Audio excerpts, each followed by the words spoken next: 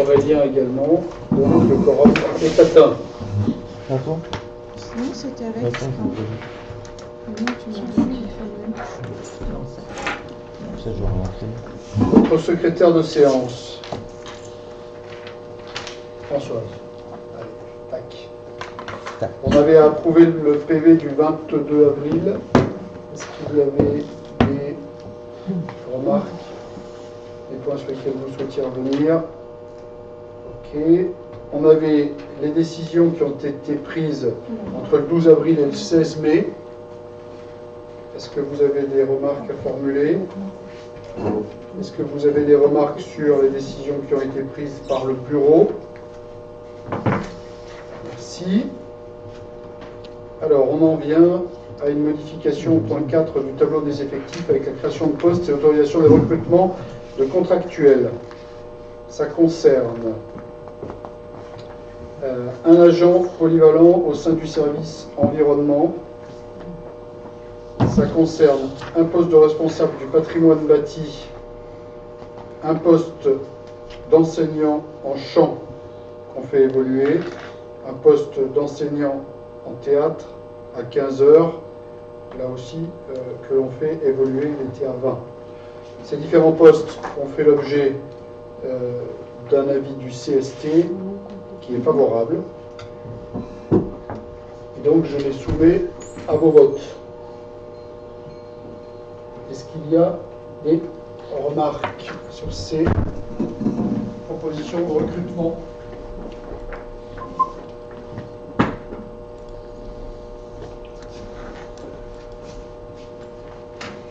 Je vais donc les mettre aux voix. Est-ce qu'il y a des oppositions, des abstentions? Merci. On en vient au point numéro 5. Alors, ce point numéro 5, sur lequel je pourrais être complété par Françoise, compte tenu de la territorialité du sujet, et par Xavier, parce qu'il a suivi sur le plan technique le sujet. On a 3 points qui s'enchaînent et qui sont liés, le 5, le 6 et le 7.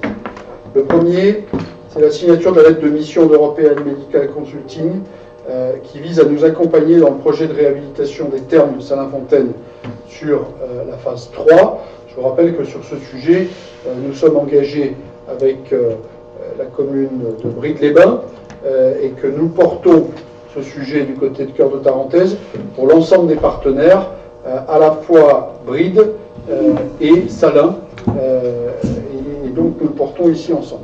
Le projet a bien avancé, y compris avec les avis favorables qui ont pu être rendus du côté de l'Agence régionale de santé. Et donc, le point 5, c'est la signature de la lettre de mission. Vous nous entendez?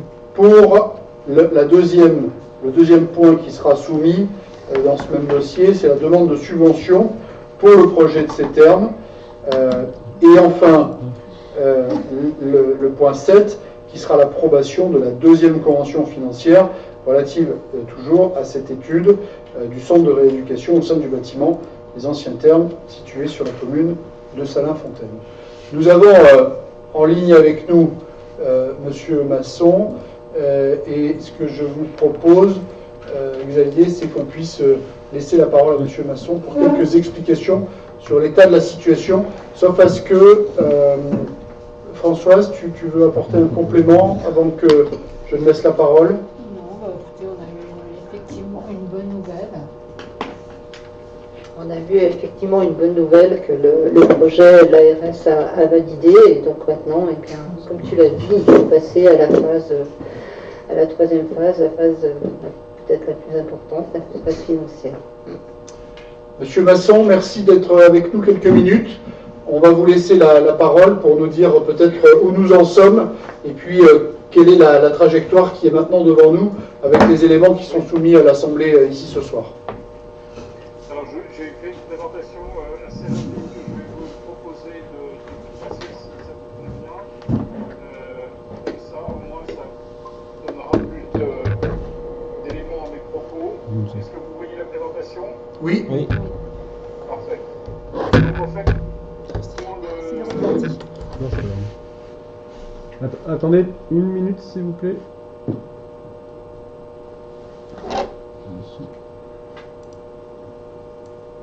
Allez-y. Donc j'ai repris effectivement les éléments qui avaient justifié cette demande au départ, donc de pouvoir réhabiliter les anciens termes de bride, et en lien avec le CHAM, puisque les deux sujets sont étroitement liés. Nous avons dans le contexte le fait qu'effectivement il y a la réhabilitation de l'hôpital avec une redynamisation du pôle de santé sur la commune de Moutier, ainsi que la volonté de par la commune de Brive-les-Bains de pouvoir effectivement redynamiser le foncier qui se trouve sur la commune de Saint-Fontaine, avec un foncier qui fait 1200 m² au sol et 375 m² à l'étage, qui permet effectivement d'avoir un projet qui a été étudié avec l'ARS pour pouvoir y mettre en place un hôpital de jour spécialisé dans les sports de montagne, ce qui s'inscrit dans les besoins du territoire et qui vient compléter l'offre qui est actuellement proposée par les services en particulier de médecine du sport de l'hôpital d'Albertville. Donc on a le projet régional de santé qui donne un cadre général par l'ARS sur les priorités. Donc on est tout à fait dans les priorités qui ont été données. C'est ce qui a permis effectivement d'avancer sur la phase 1 du projet, de l'inscrire dans les priorités de l'ARS. Ces priorités sont formalisées par le fait d'avoir une autorisation d'hôpital de jour et d'hospitalisation complète pour des lits en soins de médecine de réadaptation spécialisés en locomoteur, ce qui a été obtenu dans le cadre de la phase 2 en lien et en collaboration avec l'hôpital de Moutier. Et l'ARS a tenu parole dans le sens où ils ont aussi créé une deuxième implantation dans le cadre de la carte sanitaire du projet régional de santé qui a été rajoutée pour la phase 2025-2026. L'ARS n'a pas le droit de flécher cette autorisation, donc nous allons devoir redéposer un nouveau dossier pour pouvoir demander la délocalisation de cet hôpital de jour qui est aujourd'hui obtenu sur l'hôpital de Moutier sur la nouvelle implantation des termes de Brive. Donc on a cette phase 3 qui est à mettre en place.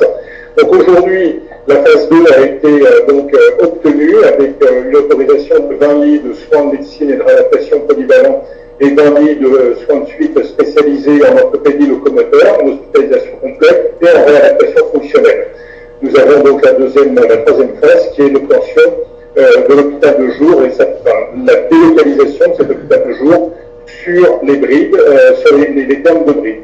Donc on est bien sur un projet, comme vous l'avez évoqué, qui est porté par la communauté de communes, par son président et les trois maires des trois communes de Saint-Fontaine, de Moutier et de Brive-les-Bains.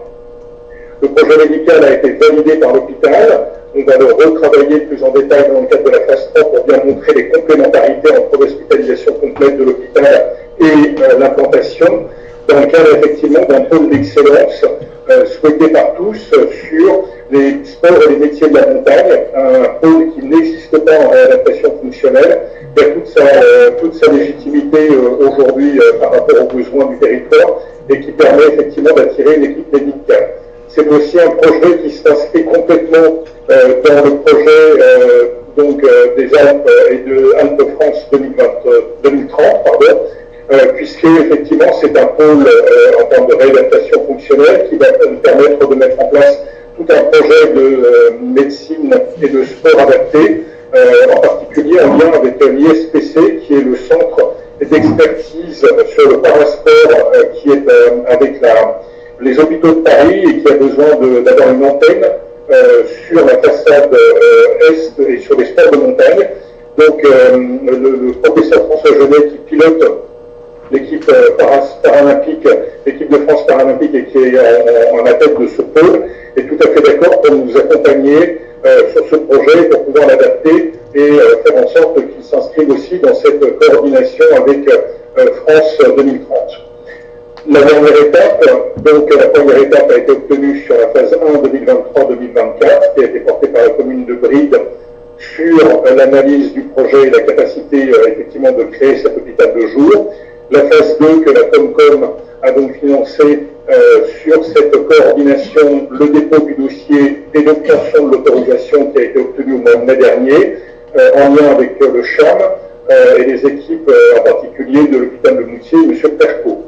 La phase 3, donc, qui peut commencer à la signature et à votre accord, et donc de pouvoir confirmer le projet adapté plus précisément sur l'hôpital de jour, les recrutements des médecins qui ont été demandés par l'hôpital de Moutier, puisqu'on a 4 candidatures à ce jour, donc il faut qu'on travaille avec l'hôpital sur l'ouverture des postes et la capacité effectivement de confirmer ces candidatures, qui était un point extrêmement important pour M. Chambaz et M. Percot. La finalisation du projet architectural afin effectivement de finaliser le budget global, confirmer les coopérations par écrit et que l'ISPC rentre dans le projet global pour avoir toute la partie en histoire. La partie juridique et financière qui est à compléter, en particulier sur la réhabilitation et les travaux qui sont à prévoir sur l'hôpital, sur les anciens termes pour créer l'hôpital de jour, revendre l'ARS pour les modalités de dépôt de dossier et valider toute la coopération avec le CHAM par un accord cadre afin effectivement de faire rentrer tous ces éléments dans le cadre du dossier qui sera déposé à l'ARS. En théorie, sur une fenêtre administrative qui, comme l'année dernière, devrait être à l'automne 2025. L'année dernière, on a déposé le dossier donc en novembre 2024 pour une réponse en mai 2025. Donc on espère pouvoir avoir la même fenêtre administrative, suivre le dossier, donc la 6 mois d'instruction, et ensuite la mise en place d'une stratégie marketing dès l'ouverture, enfin dès l'obtention du projet pour avoir un projet qui soit mis en place dans sa globalité. Donc on a prévu un projet avec un budget qu'on a repris sur les mêmes bases que l'année dernière, avec la même équipe, à savoir le professeur Eric Lapère qui m'accompagne en tant que médecin expert en rééducation fonctionnelle, et moi-même, avec les 3 étapes que je viens d'évoquer, qui sont à peu près sur les mêmes temporalités que sur la précédente phase.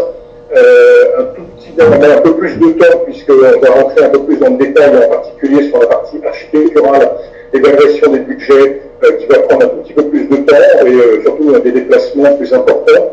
Et on a prévu un budget complémentaire de 20 000 € hors taxe pour la mission marketing sportif qui est souhaitée par la mairie de Brive afin effectivement de commencer à marketer le projet et de nous accompagner sur cette phase par une sportive de haut niveau. Donc on a pris déjà des contacts avec des athlètes parasport qui ont l'expérience des sports de glisse et de montagne et qui ont aussi une expérience de communication sur le territoire. Donc en fonction de la commande qui sera faite, et bien effectivement on pourra confirmer les rendez-vous avec ces personnes-là qui seront vues en entretien afin de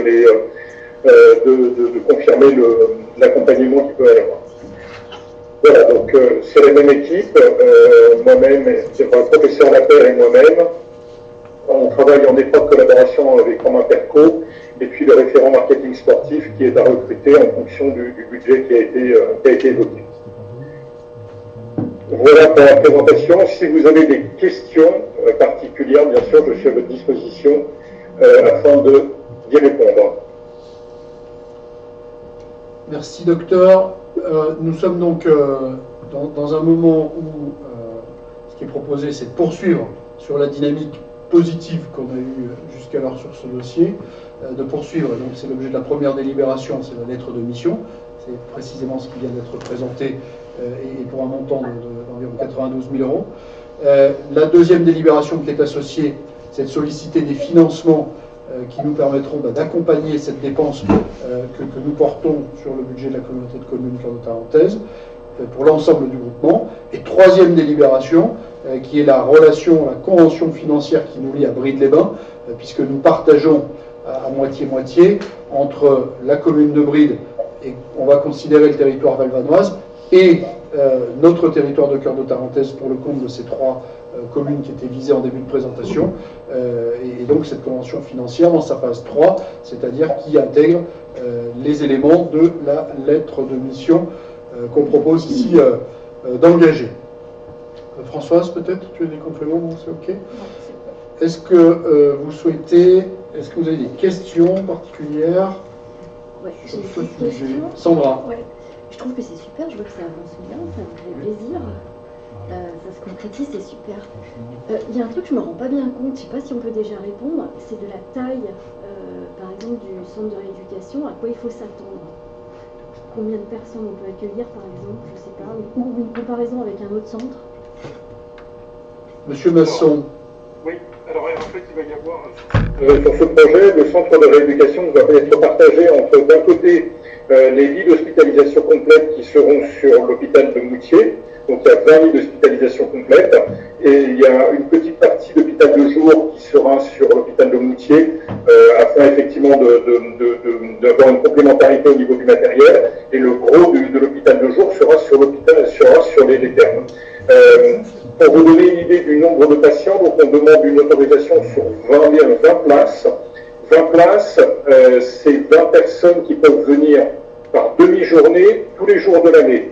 Donc si on fait un calcul rapide, en fait comme on n'est pas ouvert le week-end et pas les jours fériés, on est à peu près sur 210 jours ouvrés. C'est-à-dire que ça vous permet d'avoir 40 personnes sur 365 divisé par 210 jours. On est à peu près une cinquantaine de personnes qui peuvent être accueillies tous les jours sur le centre. Et la surface correspond aux besoins.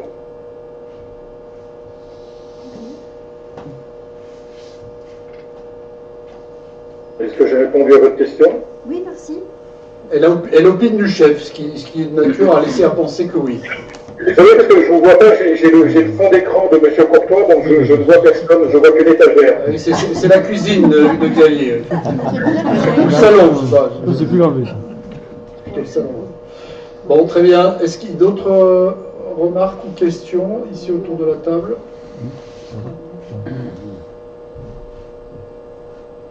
Très bien. Écoutez, Monsieur Masson, merci beaucoup de votre présence ces quelques minutes avec nous. On va pouvoir maintenant passer au temps des délibérations. Parfait. Je vous remercie. Bonne soirée.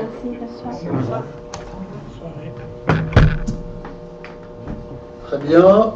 Est-ce que, au-delà du temps d'échange avec Monsieur Masson, il y a des expressions complémentaires? Alors, deux choses.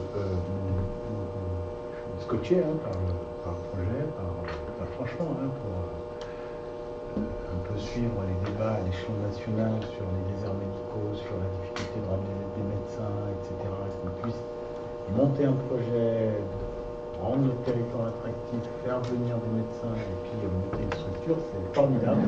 Et franchement, c'est un sujet que je suis particulièrement depuis quelques temps. Et là, celui-là, il est exemplaire. Bon. Après, j'ai une petite inquiétude, c'est notamment par rapport aux discussions actuelles à l'échelle nationale sur les termes, sur la remboursement avec, on a le pas de côté quand même qu'on fait justement. On n'est plus justement dans le proche terme. C'est ça qu'il faut préciser, c'est qu'aujourd'hui on a un établissement qui est clairement positionné sur les termes et que le projet là, on fait un petit pas de côté justement pour le cas échéant, aller retrouver une autre patientèle, je ne vais pas dire clientèle, mais patientèle quoi. Non, on est bien d'accord là, j'ai bien. Ouais. C'est très bien. Moi je m'en réjouis. Non, c'est une dimension très positive sur ce sujet où on a eu quelques inquiétudes à un moment donné. Alors on n'a pas encore tout à fait atterri, mais en tous les cas, si on nous avait dit il y a un an qu'on en serait là aujourd'hui, on aurait signé sans hésiter. On va entendre dire qu'il y a 5 médecins. Oui, mais pourquoi on en trouve en réalité? Parce qu'on est sur un établissement et sur un fonctionnement qui est particulier, avec un bornage sur les activités, avec des temps de travail qui sont bien définis, et donc un cadre de vie et un travail qui est quand même différent. Guillaume. Oui, du coup, il y avait pas Bourg-Saint-Maurice aussi, dans la course? Alors, moi je ne veux surtout pas personnaliser, mais il y avait 2 territoires qui étaient engagés sur le sujet, et c'est nous qui avons eu l'avis favorable de l'ARS. Est-ce qu'il y a d'autres? On l'a fait de manière très discrète. Ah. Voilà. Est-ce qu'il y a d'autres remarques et questions autour de la table? Non, moi je trouve que c'est valorisant par rapport à la perspective 2030 aussi, oui. Puisque probablement que ça a pesé aussi son poids sur l'ARS et sur cette prise de décision, parce qu'on est au cœur, on est au fond de ballon, on est au cœur des sites qui pour l'instant sont sur le papier de 2030. Très bien. Allez, ce que je vous propose, c'est qu'on passe au temps de délibération. Donc, je vous rappelle, la première, on va les faire dans l'ordre d'ailleurs, la première délibération, donc, qui est l'engagement du projet dans sa phase 3. Est-ce qu'il y a des oppositions, des abstentions? Merci. Donc, la deuxième délibération doit être aussi facile. Est-ce qu'il y a des oppositions ou des abstentions pour aller solliciter les financements en accompagnement de cette dépense? Je ne vois pas d'opposition ni d'abstention. Et enfin, encore une délibération financière. Est-ce qu'il y a, donc, il y a la convention financière avec Bride-les-Bains pour un financement à moitié de la dépense? Est-ce qu'il y a des oppositions, des abstentions? Merci. Et donc, nous poursuivons. On en vient au rapport numéro 8 qui concerne l'attribution de la fourniture et la livraison de gaz propane. Jean-Paul, c'est toi qui nous en parles? Oui. Donc nous avions un marché pour la fourniture et la livraison de gaz propane, principalement pour nos gymnases, les 3 gymnases du complexe sportif, les vestiaires du tennis, les tribunes du foot et le gymnase de Saint-Martin-de-Belleville. Donc ce marché se termine en 2025. Nous avions, lors de ce marché, une proposition d'avoir la moitié de fourniture en gaz biopropane avec un tarif intéressant. Nous avons demandé, évidemment, sur ce nouveau marché, les 2 solutions. Il se trouve que nous avons eu le même fournisseur, donc Primagaz, qui nous a fait une autre proposition avec l'offre propane de base et l'offre avec la moitié en biopropane. Et il se trouve qu'il y a une très forte différence en biopropane. On arrive sur 3 ans à pas moins de 93 000 € de plus si l'on prend la solution biopropane 50%. Alors, je ne sais pas, c'est à votre décision. Pour ma part, je suis plutôt favorable à conserver la solution propane pure qui nous économise quand même près de 100 000 € sur nos finances qui en ont bien besoin actuellement. Solution que je partage dans le sens de ce que vient de dire Jean-Paul. Compte tenu de l'écart de prix, l'idée est de rester sur une propane pure. Je ne sais pas si ça appelle des remarques ou du débat. Je vous propose donc de mettre aux voix avec le principe d'une attribution du marché de fourniture et de livraison du gaz propane en propane pur et de l'attribuer à Primagaz. Est-ce qu'il y a des oppositions, des abstentions? Merci. Jean-Paul, on en vient à la demande de subvention pour la petite enfance. Alors, nous sommes en train, nous travaillons sur l'amélioration de la rénovation énergétique de la maison de la petite enfance qui se situe à avenue des Salines Royales. Donc c'est un projet important qui demande à ce qu'on soit aidé pour qu'on fasse ces travaux qui s'élèvent quand même, d'après l'avant-projet détaillé, à plus de 1 million d'euros. Vous avez le détail de ce qu'on va faire. On va évidemment isoler la toiture, on va faire adapter la pompe à chaleur, faire du rafraîchissement d'air l'été, c'est très important pour les enfants, etc., etc. Donc on vous demande de demander à nos partenaires institutionnels qui sont la région Aura, le département de la Savoie et la caisse d'allocation familiale, les financements maximaux pour cette opération. s'agit de demander de l'argent, en général, ça se passe bien. Quand c'est pour aller faire de la rénovation énergétique, ça se passe encore mieux.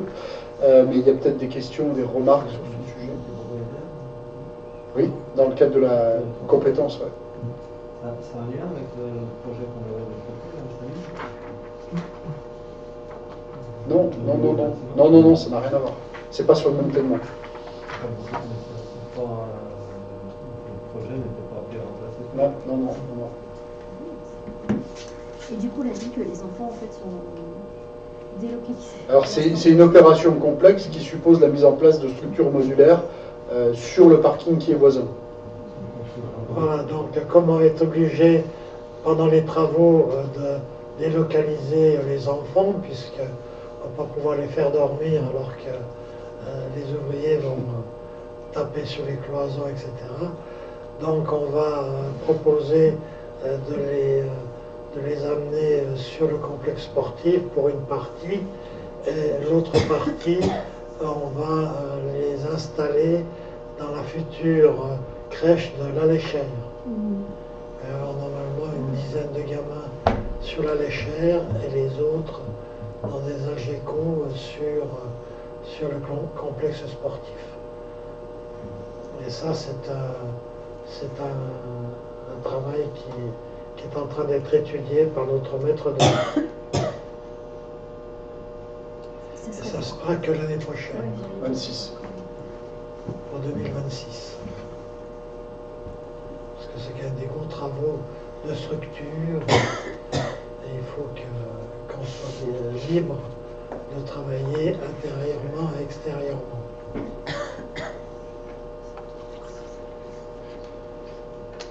Est-ce qu'il y a d'autres remarques ou questions sur cette demande de subvention? On est donc aux voix. Est-ce qu'il y a des oppositions, des abstentions? Merci. On en vient au point numéro 10, Jean-Paul, avec la validation des tarifs et périodes d'ouverture du camping Glézy pour cet été. Donc, au niveau du camping,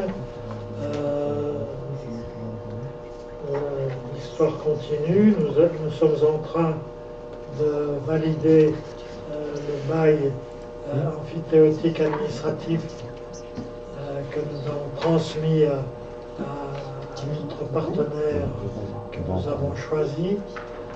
On va être obligé de passer par un notaire qui, ça va prendre entre 2 et 3 mois.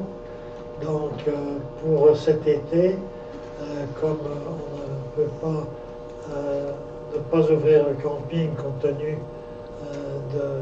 du rocher du Glézy, eh bien on va refaire comme l'année passée, l'été passé, on va l'ouvrir sur notre activité à nous. Donc on va employer du personnel, une personne qui va s'occuper de l'ouverture et de la gestion de notre camping. Donc vous avez à ce sujet, on doit valider les tarifs pour l'utilisation du camping et les périodes d'ouverture. Voilà, donc normalement nous avons prévu d'ouvrir du 7 juin au 14 septembre, en juin sur tous les week-ends, juillet-août normalement tous les jours, septembre le week-end. Les tarifs sont les tarifs identiques à ceux de l'année passée. Le règlement intérieur n'a pas changé. Les prix sont identiques, que ce soit les groupes ou les individuels.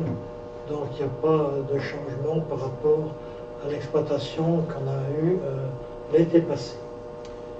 Donc ce que propose Jean-Paul, c'est que, à défaut d'avoir pu avoir une solution pérenne dès cet été, on reprend les intrants de l'année dernière, à la fois les tarifs, l'organisation et le règlement intérieur. Et ce qu'on vous propose ce soir, c'est de valider les tarifs et le règlement intérieur pour pouvoir démarrer dans les toutes prochaines semaines. Est-ce que ça appelle des remarques ou des questions? Est-ce que Jocelyne souhaite intervenir sur le sujet? Non, je pense que je suis satisfaite que ça soit ouvert cet été, parce que le plus grand risque, c'est que de toute façon, il y a du monde, qui va au rocher d'escalade et qu'il pourrait y avoir très vite des dégradations, voire voilà. Donc en attendant vraiment avec impatience la reprise et l'évolution de ce camping, c'est une bonne alternative en tout cas. Merci Jocelyne, et c'est bien parce que vous avez émis ce souhait qu'on est allé dans cette direction. Et je vous propose donc de mettre aux voix sur cet aspect du règlement et des tarifs. Est-ce qu'il y a des oppositions, des abstentions? Merci. On en vient au point numéro 11 avec une délibération qui est la reprise d'une délibération concernant le SPANC, le service public d'assainissement non collectif, pour appliquer la TVA à 10% sur les montants de la délibération initiale.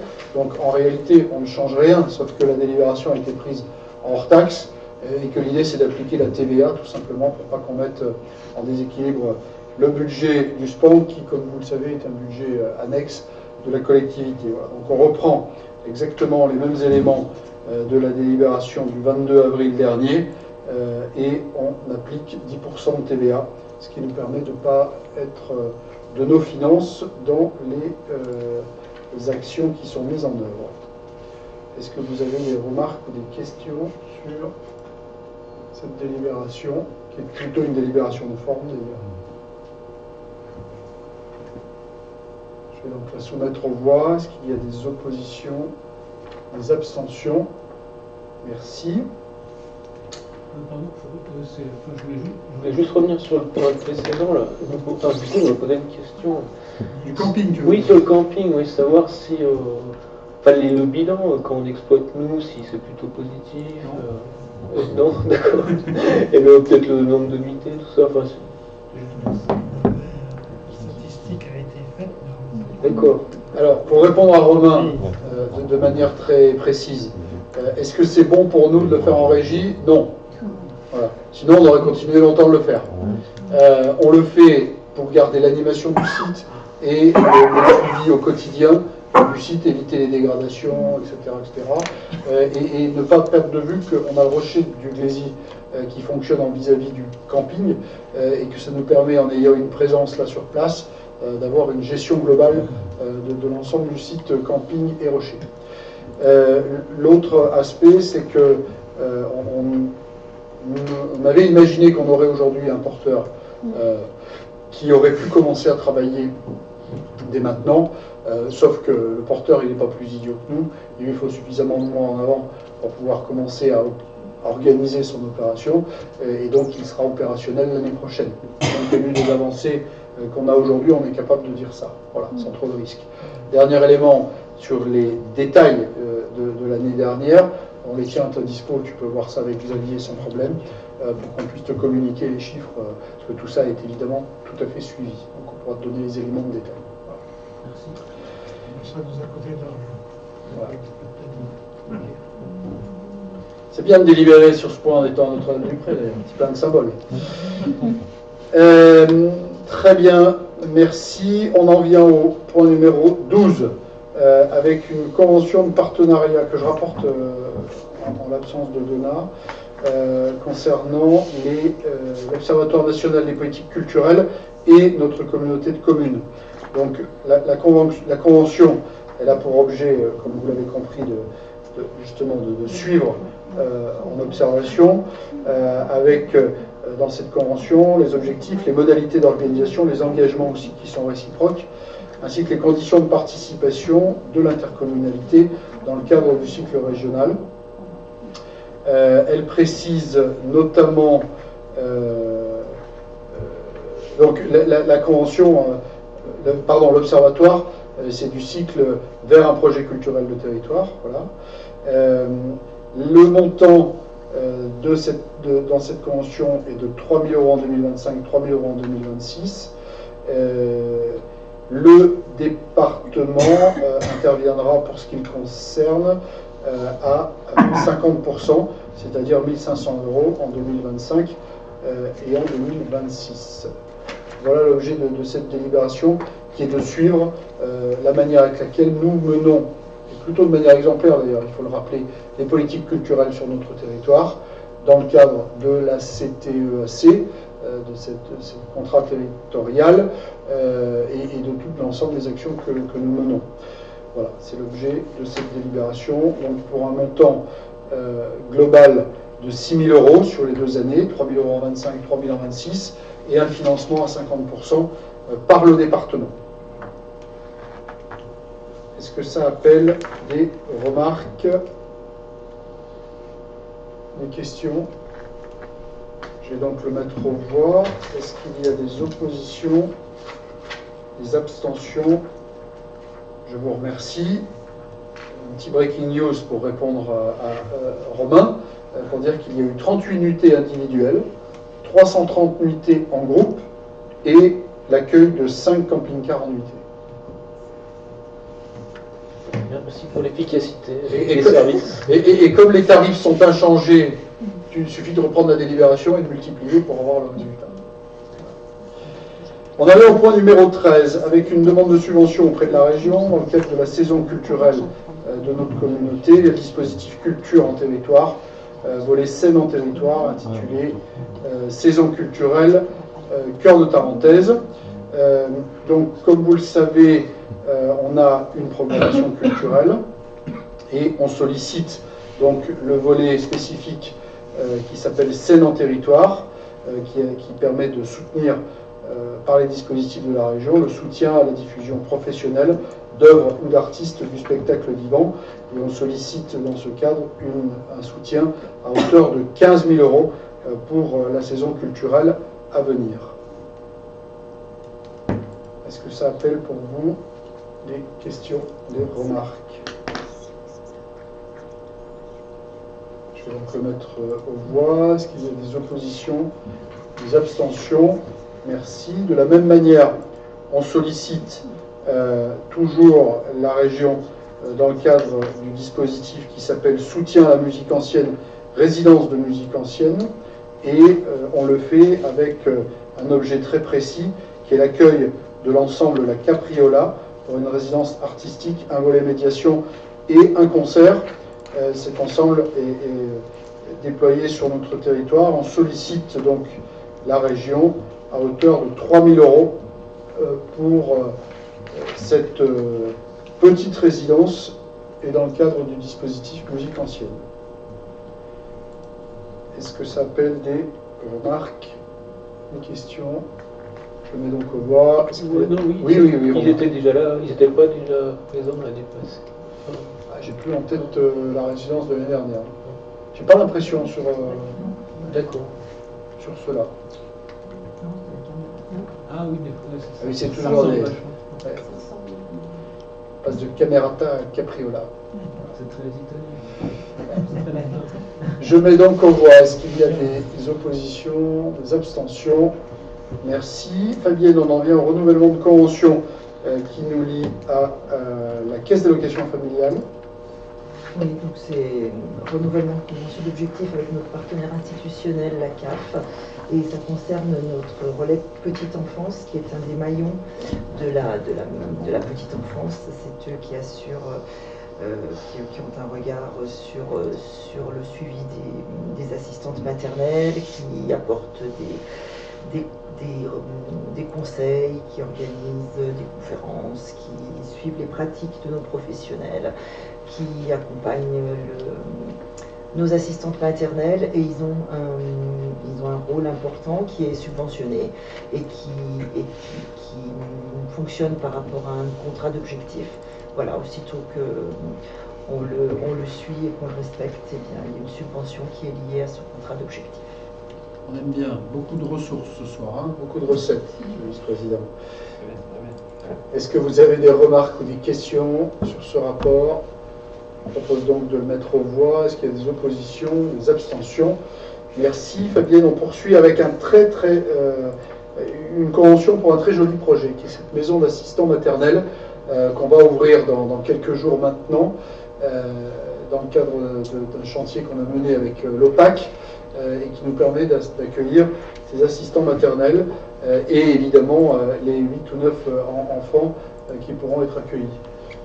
C'est effectivement une bonne nouvelle. Alors, à l'image des termes tout à l'heure, c'est sur un appartement à la Chaudane. Ce sont des assistantes maternelles qui vont se collaborer ensemble et qui vont donc, avec cette convention d'occupation avec l'OPAC, vont occuper un appartement qui se situe à la Chaudanne à Moutier. Alors c'est un canal complémentaire de prise en charge des enfants, en sachant que notre crèche familiale au sein de la maison de la petite enfance est en train de vivre ces derniers mois avec le prochain départ à la retraite de la dernière assistante maternelle. Donc ça, c'est un petit peu un canal moderne qui se développe maintenant, c'est que les assistantes maternelles, plutôt que de rester chez elles à prendre en charge des enfants, investissent des logements qu'elles équipent en conséquence et elles collaborent ensemble, donc ça fait un côté collectif et justement la prise en charge de plusieurs enfants en même temps. Et donc cette convention prévoit que l'OPAC met à notre disposition un appartement situé à la Chaudanne pour des montants que vous pouvez voir, 534 € mensuels avec des charges de 125 €. Voilà, que nous accompagnons, donc, puisque les assistantes maternelles paieront la moitié de ce loyer et l'intercommunalité le reste. Voilà. Et c'est un quartier important, c'est important aussi d'investir ce quartier-là sur Moutier. Voilà, la Chaudanne, c'est un endroit d'aller vers ce quartier, c'est intéressant pour nous. Ça concerne combien d'enfants? De mémoire, je crois que c'est 8 places. C'est 2 enfants par assistant. Et il y a 4 assistantes. C'est un beau compliment quand même. Oui, c'est une belle complémentarité c'est un autre mode de garde qui plaît aussi. Est-ce qu'il y a des questions, des remarques sur cette convention? Je vais donc la mettre aux voix. Est-ce qu'il y a des oppositions, des abstentions?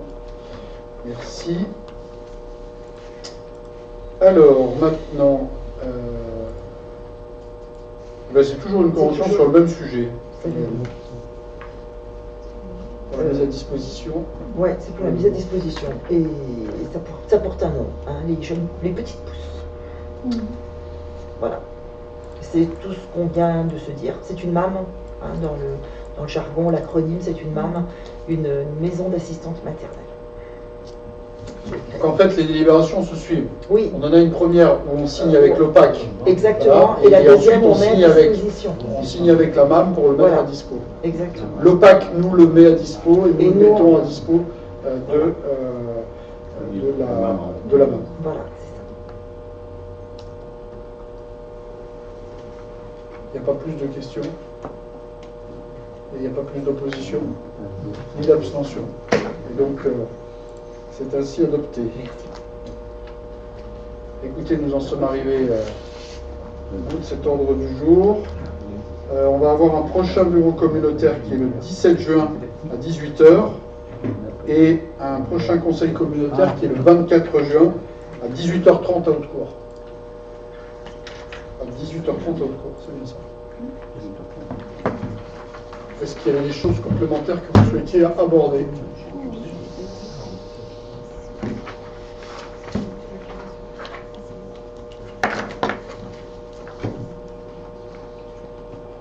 Moi, j'avais juste envie de dire que la journée à Haute-Cour, le 24 mai, était juste super.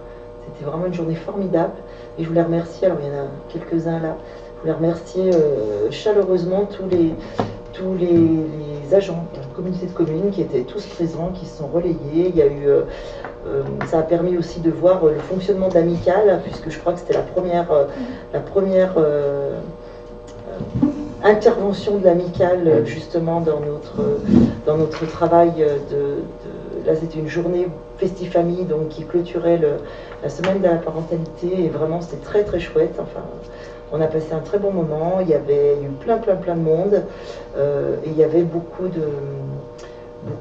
d'agents de la maison de la petite enfance, de l'enfance, de la jeunesse et d'ailleurs, puisqu'il y avait Eva, voilà, il y avait Kirsten, il y avait Emmanuel, on était tous à Haute-Cour et voilà, c'était une très belle journée et je les remercie. Merci Fabienne de l'évoquer. On peut de la même manière saluer l'organisation du gala de danse, qui a aussi été un succès sur l'ensemble du week-end d'ailleurs, même s'il y avait un petit peu moins de monde dimanche, mais en tous les cas qui a été un succès remarqué. Donc c'était un grand week-end pour Cœur de Tarentaise et les activités notamment à l'endroit des familles et des plus jeunes. C'est bon de le rappeler. J'en profite aussi pour dire que nous sommes à mi-parcours ce soir des AG des communes, puisque nous avons fait Saint-Lin-Fontaine, Haute-Cour et Notre-Dame-du-Pré. La prochaine à suivre, ça doit être le 10 à Moutier, le 16 à Saint-Marcel, j'ai plus les mêmes villes, le 20. Donc d'ici notre prochain conseil communautaire, on aura fini, on aura bouclé la boucle. Voilà. Est-ce qu'il y avait d'autres points que vous souhaitiez évoquer? Pas plus. Eh bien, écoutez, merci beaucoup et puis à très vite pour la suite.